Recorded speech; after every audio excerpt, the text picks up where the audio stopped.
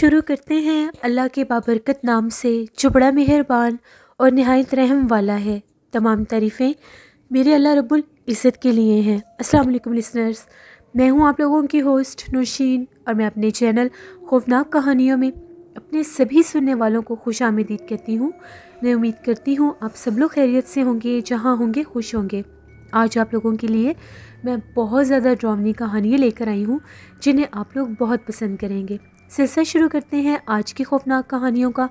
بڑھتے ہیں آج کی پہلی خوفناک کہانی کی طرف۔ یہ خوفناک کہانی سکندر شیئر کر رہے ہیں۔ سکندر کہتے ہیں، میں سندھ کا رہنے والا ہوں، اور آج آپ کے ساتھ ہم لوگوں کی زندگی میں پیش آنے والی ایک بہت ہی زیادہ ڈراؤنی کہانی شیئر کرنا چاہتا ہوں۔ آج سے 16-17 سال پہلے کی بات ہے۔ میرے دادا جی نے، جو ان کی آبائی حویلی تھی، وہ کافی عرصہ بند رہی۔ ہم لوگ شہر میں شفٹ ہو گئے تو گوٹکی ہم لوگوں کا گاؤں تھا، وہاں پر ہم لوگوں کے دادا ابو کی آبائی حویلی تھی۔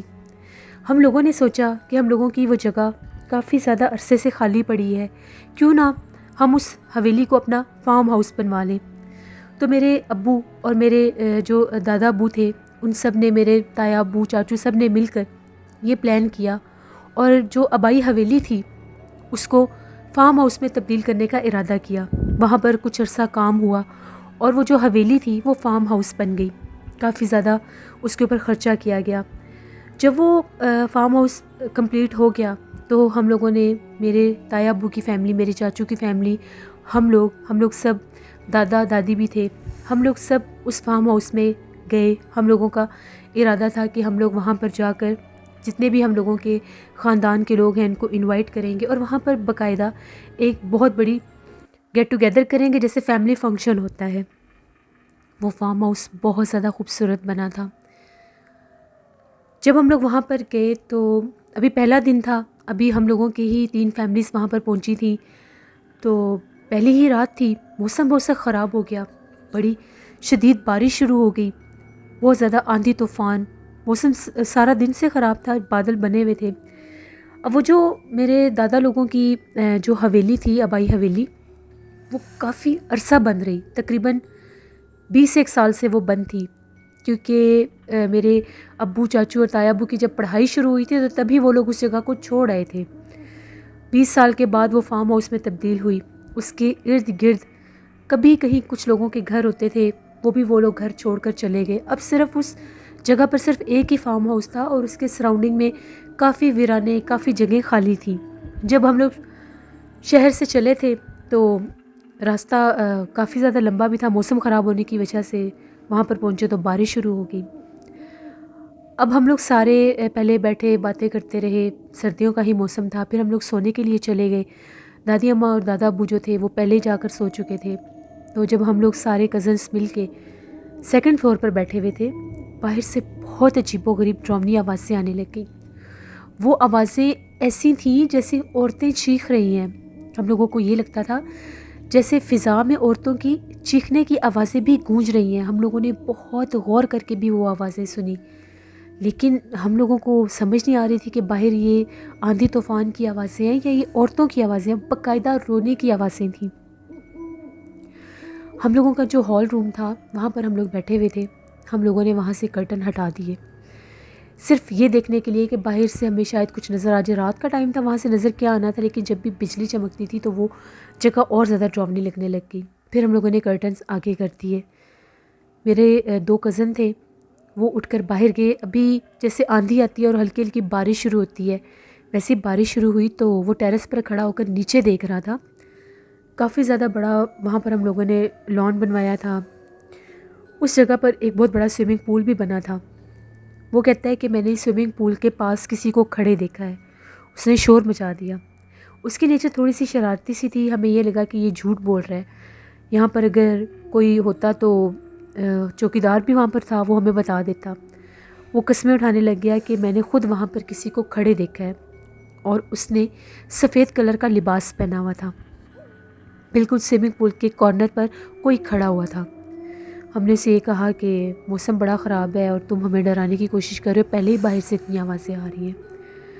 وہ اندر آ گیا، لیکن ہم لوگ بہت زیادہ ڈر گئے۔ ہم لوگوں نے یہ ڈیسائیڈ کیا کہ اب ہم لوگ جا کر سو جاتے ہیں۔ 1:30 بجے کا ٹائم تھا۔ ہم لوگ سارے اپنے اپنے کمروں میں سونے کے لیے چلے گئے. ہم لڑکے ایک کمرے میں تھے اور گرلس ایک کمرے میں تھیں. اب تھوڑی ہی دیر گزری ہوگی، تقریباً 20-25 منٹ گزرے ہوں گے، ساری لڑکیوں کی چیخو پکار شروع ہو گئی. وہ چیخیں مارتی ہوئی باہر بھاگیں. سارے گھر والے جاگ گئے.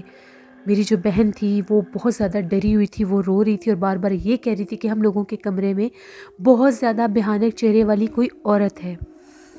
ہم لوگوں نے جا کر کمرے میں دیکھا تو وہاں پر کچھ بھی نہیں تھا. اس کا یہ کہنا ہے کہ جب ہم لوگ کمرے میں آئی ہیں تو ہم لوگ سونے لگی ہیں تو وہ ڈریسنگ ٹیبل کے سامنے کھڑی ہو کر اپنے بال دیکھ رہی تھی. وہ کہتی ہے جیسے ہی میں اپنے بال آگے کر کے بال دیکھنے لگی تو میں ڈرا میں سے دیکھ رہی تھی کہ شاید مجھے یہاں سے کوئی ہیئر برش مل جائے. تو جیسے ہی میں نیچے جھکی اور میں اوپر اٹھنے لگی تو مجھے ایسا لگا کہ میرے پیچھے کوئی کھڑا ہوا ہے. میں نے پیچھے پلٹ کر دیکھا تو کوئی نہیں تھا. میری جو کزنس تھیں وہ بیڈ پر لیٹی ہوئی تھیں. وہ پھر مرر میں دیکھنے لگی. جان بوجھ کر وہ نیچے جھکی کہ مجھے شاید پھر پیچھے سے کچھ نظر آئے. تو وہ یہ کہتی ہے کہ جیسے ہی میں نیچے جھکی تو میرے بالکل بیک سائڈ پر ایک عورت کھڑی ہوئی تھی جلے ہوئے چہرے والی. وہ بہت زیادہ ڈراؤنی تھی. اس کے کالے رنگ کے کپڑے تھے اور وہ میری طرف دیکھ کر ہنس رہی تھی. وہ قسمیں اٹھا رہی تھی بار بار. پھر میرے کزن نے بتایا کہ اس نے بھی باہر کسی کو کھڑے دیکھا ہے. ہم لوگوں نے سب کو یہ بتایا کہ جب ہم لوگ اوپر آ کر بیٹھے تھے تو ہمیں باہر سے عورتوں کے چیخنے کی اور رونے کی آوازیں بھی آ رہی تھیں. امی وغیرہ نے سب نے ہمیں یہ کہا کہ تم لوگ اوپر مت رہو، تم لوگ سب نیچے آ جاؤ جہاں پر ہم لوگ ہیں. ہم لوگ سارے نیچے آ گئے. جیسے ہی ہم لوگ نیچے آئے تو ہم لوگوں کا جو سیکنڈ فلور ہے وہاں سے ہم لوگوں کو باقاعدہ ایسے محسوس ہونے لگ گیا جیسے زور زور سے ہم لوگوں کے دروازے کوئی پیٹ رہا ہے، بہت زور زور سے. ہم لوگوں کو پہلے یہ لگا کہ جیسے باہر آندھی طوفان ہے تو ہو سکتا ہے وہ کوئی دروازہ کھلا رہ گیا ہو تو وہ بار بار پٹک رہا ہو ہوا کی وجہ سے. میرے ابو اور چاچو اوپر گئے تو وہ اوپر 4 روم تھے، چاروں کمروں کے دروازے بند تھے. ان لوگوں نے دروازے کھول کر اندر بھی جا کر دیکھا. باتھ روم کے بھی دروازے بند تھے، ونڈوز بھی بند تھی. جیسے ہی ابو اور چاچو سیڑھیوں سے نیچے آنے لگے تو جو ٹیرس کا ڈور تھا اس پر زور زور سے دستک ہونے لگ گئی. ایسے لگ رہا تھا کہ اس کو کوئی زور زور سے اس طرح سے پیٹ رہا ہے جیسے توڑ دے گا. میرے چاچو ذرا بہت جلدی غصے میں آ جاتے ہیں، بہت ہائپر ہو جاتے ہیں، تو وہ غصے سے گالیاں دینے لگے، گالی گلوچ کرنے لگے کہ باہر کون ہے اور کیوں ہمیں رات کے ٹائم تنگ کر رہے ہو. جیسے ہی میرے چاچو نے دروازہ کھولا، غصے سے میرے ابو نے ان کو منع بھی کیا کہ ایسے ورڈز مت یوز کرو، پتہ نہیں کیا مخلوق ہے کیا نہیں.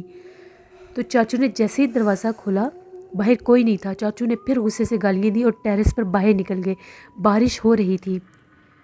تو چاچو کہتے ہیں کہ میں کیا دیکھتا ہوں کہ میرے سامنے بہت قداور جیسے کوئی عورت ہے لیکن اس کا قد 7 سے 8 فٹ ہے.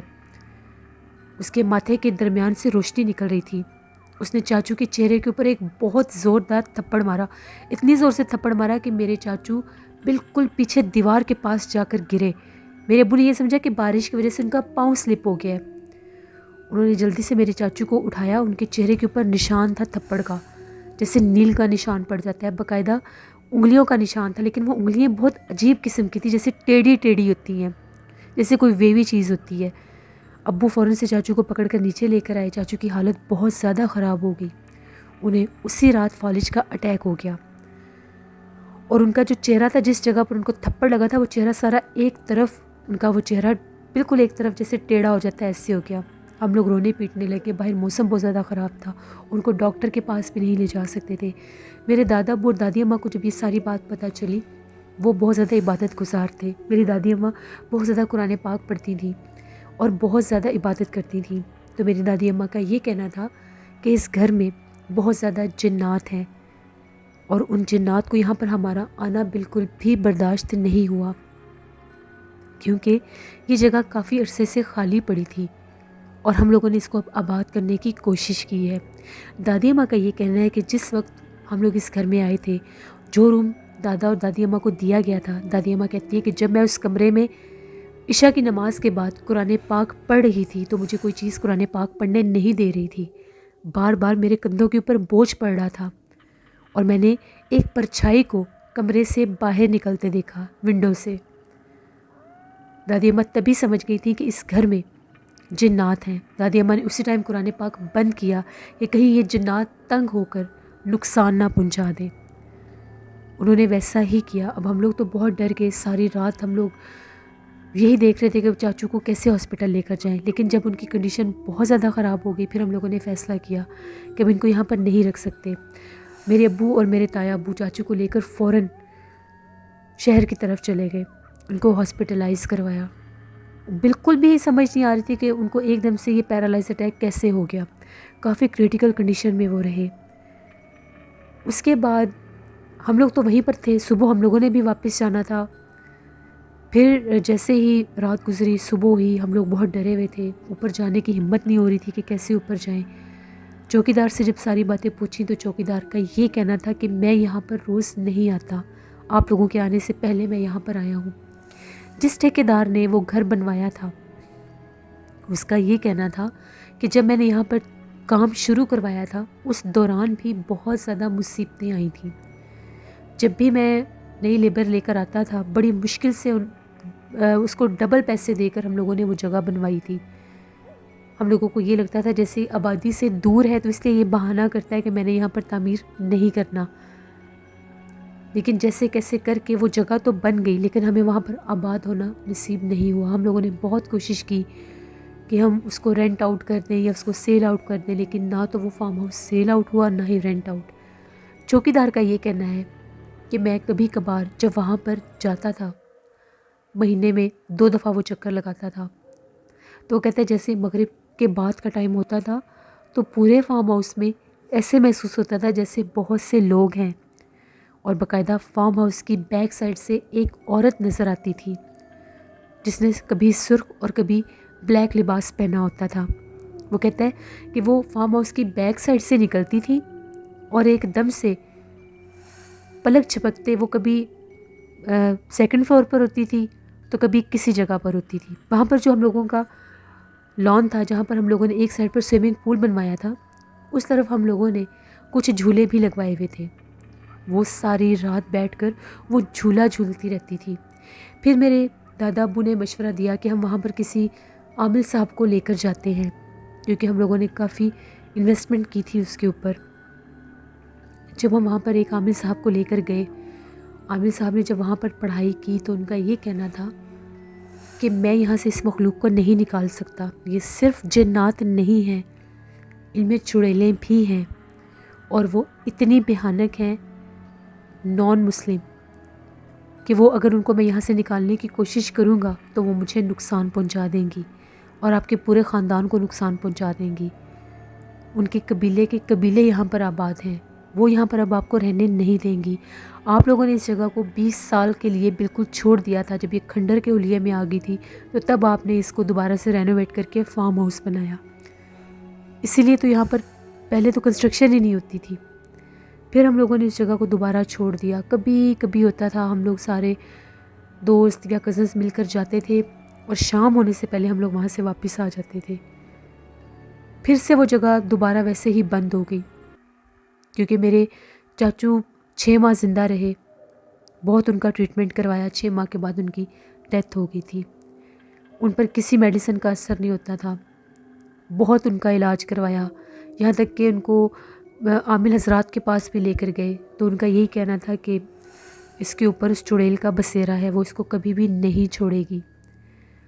وہ بتانے کی کوشش کرتے تھے کہ جب رات کا ٹائم ہوتا ہے تو مجھے کوئی چیز ڈراتی ہے، کیونکہ 2 ماہ تو وہ ہاسپٹلائز رہے تھے، 2 ماہ کے بعد جب وہ گھر شفٹ ہو گئے تھے تو ان کو ساری رات وہ مخلوق ڈراتی تھی، وہ عورت کے روپ میں آتی تھی اور ان کے پیروں کے اوپر کچھ لکھتی تھی اور پھر غائب ہو جاتی تھی۔ وہ بہت کوشش کرتے تھے اشاروں میں سمجھانے کی ہمیں۔ اس کے بعد پھر ہم لوگوں نے اس جگہ کو بالکل چھوڑ دیا، کبھی بھی اس طرف نہیں گئے۔ یہ ہم لوگوں کی زندگی کی ایک کہانی تھی جو میں نے آپ کے ساتھ شیئر کی۔ بہت شکریہ سکندر آپ کا۔ پڑھتے ہیں ایک اور خوفناک کہانی کی طرف۔ یہ خوفناک کہانی مریم شیئر کر رہی ہیں۔ مریم کہتی ہیں، میں ساہیوال کی رہنے والی ہوں اور آج آپ کے ساتھ اپنی زندگی میں پیش آنے والی ایک بہت ہی زیادہ ڈراؤنی کہانی شیئر کرنا چاہتی ہوں۔ آج سے 8 سال پہلے کی بات ہے، میرے اینول ایگزامز ہو رہے تھے تو میں ان کی پریپریشن کر رہی تھی۔ مجھے عادت تھی میں لیٹ نائٹ پڑھتی رہتی تھی۔ گرمیوں کا موسم تھا تو میں اپنے کمرے میں بیٹھ کر پڑھ رہی تھی۔ میں نے کرٹنز ہٹائے ہوئے تھے۔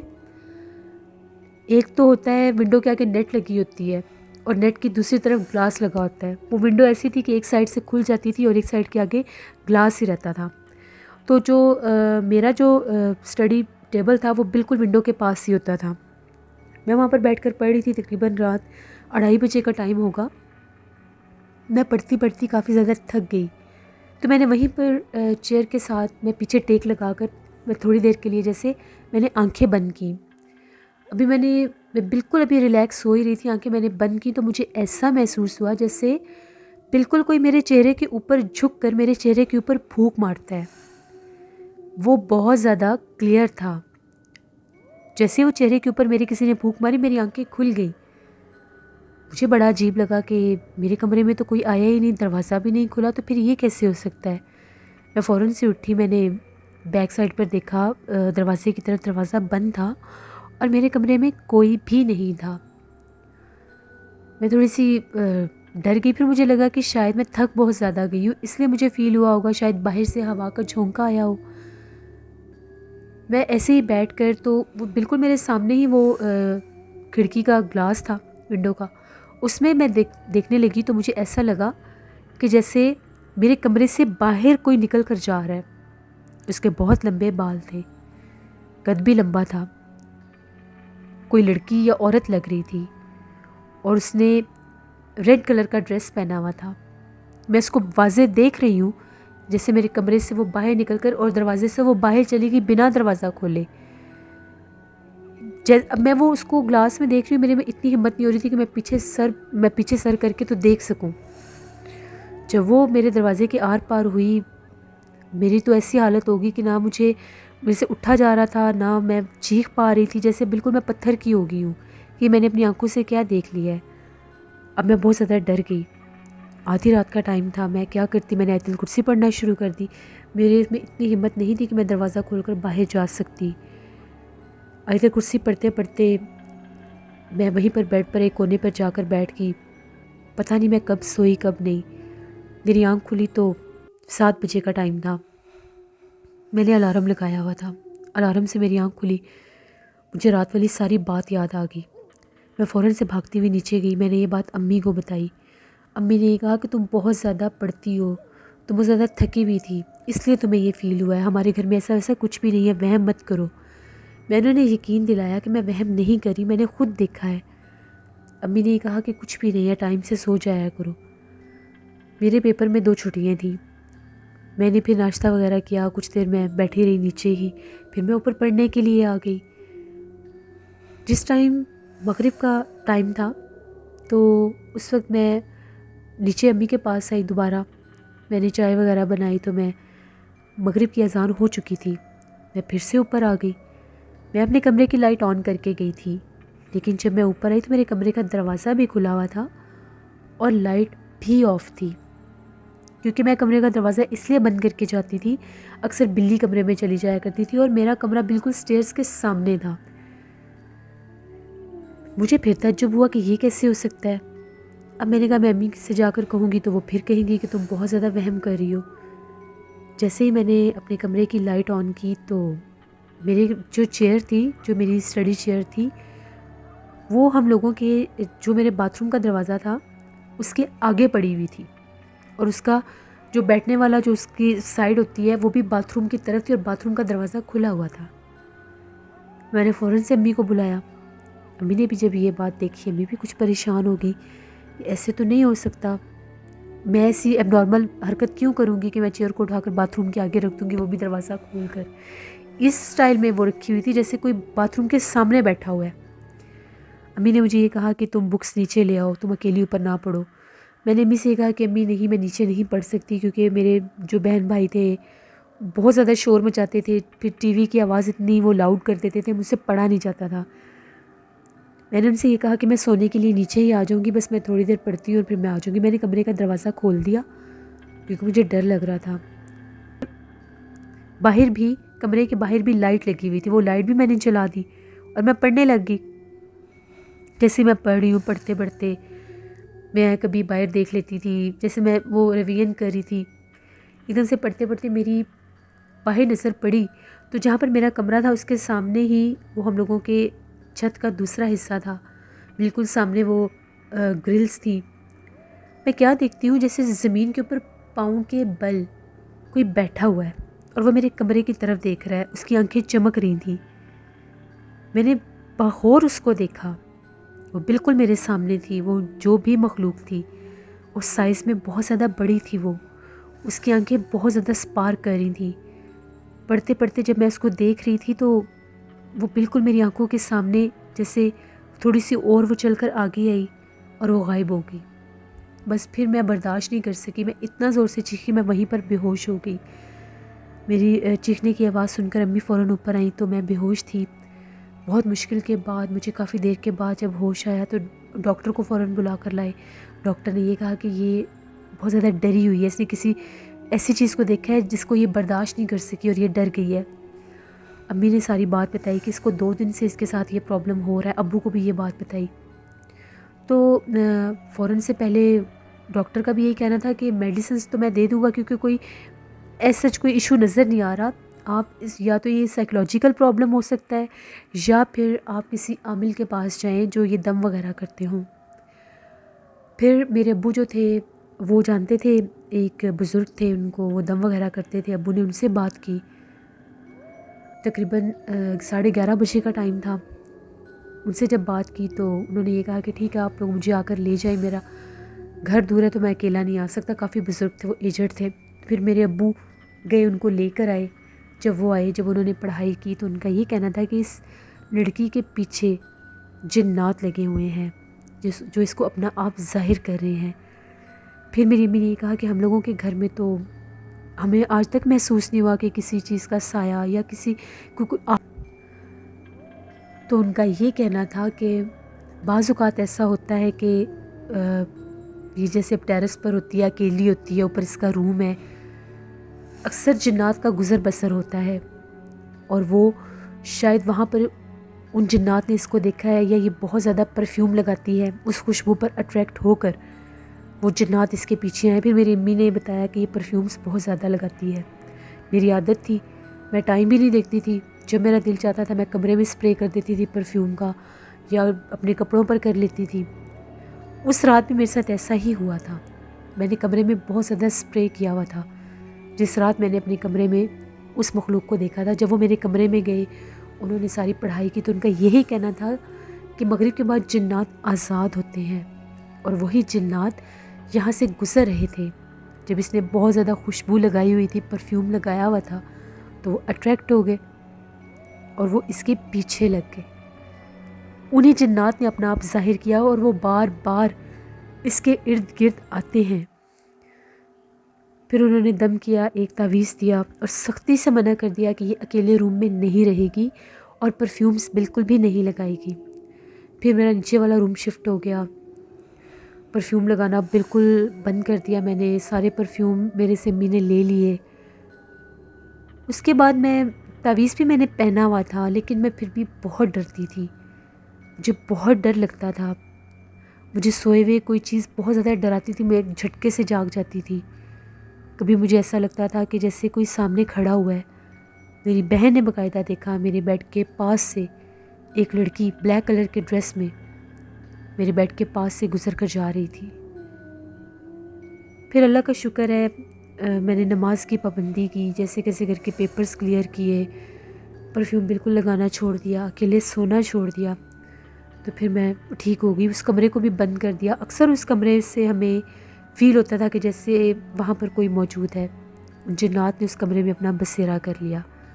اکثر رات کے ٹائم ہم لوگوں کو اپنے اس کمرے میں کسی کی موجودگی کا احساس ہوتا تھا اور وہ احساس ایسا ہوتا تھا جیسے اس کمرے میں، میرا بیڈ تو اوپر ہی تھا، اس بیڈ کو کوئی چھیڑتا ہے، جیسے اٹھا کر نیچے رکھنا پاؤں والی سائڈ سے یا سر والی سائڈ سے تو ایک آواز نیچے آتی ہے۔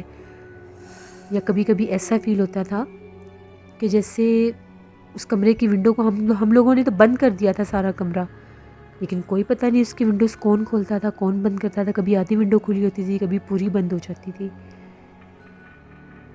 جب ہم لوگوں نے بالکل اس کمرے کو چھوڑ دیا، پھر انہیں بزرگ سے لے کر ہم نے ایک تعویذ اس کمرے کے باہر باندھ دیا جہاں سے لاک کرتے تھے۔ جب ہم لوگوں نے وہ تعویذ باندھا تو اس کے بعد کمرے سے وہ آوازیں آنا بند ہو گئی، وہ مخلوق وہاں سے جا چکی تھی۔